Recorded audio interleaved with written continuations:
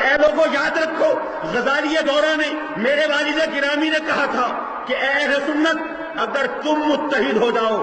تو پاکستان کو کسی دوسرے اتحاد کی ضرورت نہیں ہے۔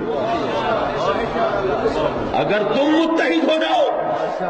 پاکستان کو کسی دوسرے اتحاد کی ضرورت نہیں ہے۔ ارے نظام مصطفیٰ کی بات تو کی جاتی ہے، نظام اسلام کی بات تو کی جاتی ہے، نفاذ شریعت کی بات تو کی جاتی ہے، شریعت بل لانے کی بات تو کی جاتی ہے، لیکن عوام یہ نہیں دیکھتے کہ شرافت کا دست دینے والا کہیں خود بدماش تو نہیں ہے، جو اسلام کی طرف بلانے والا ہے وہ اسلام کی جڑیں کھوکھلی کرنے والا تو نہیں ہے۔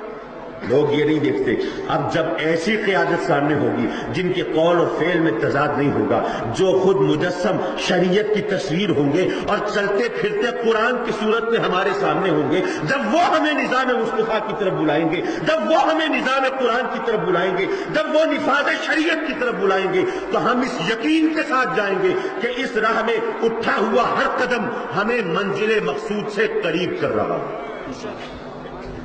حضور والا کہنے کو تو ظاہر ہے بہت سی باتیں، لیکن میں اگر کہتا رہا تو قائدین کو کیا سنیں گے۔ صرف اتنا عرض کر کے آپ سے اجازت چاہوں کہ کہیں تارے دامن گل ملے، کہیں تارے دامن گل ملے تو یہ مان لیں کہ چمن کھلے،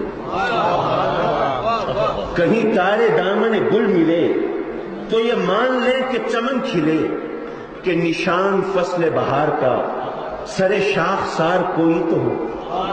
یہ اداس اداس سی رہ گزر، یہ اجاڑ اجاڑ سے بام ادھر،